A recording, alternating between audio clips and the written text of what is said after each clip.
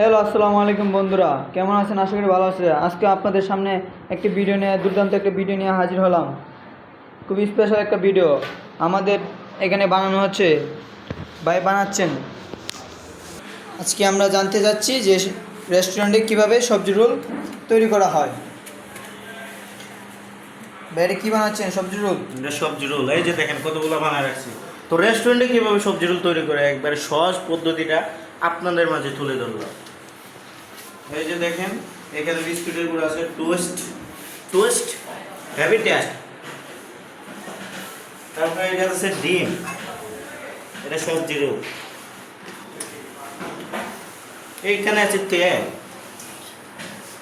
এই যে কীভাবে লাগায় ও স্থির সে ভিডিও কঠিন ভিডিও করতে পারছে।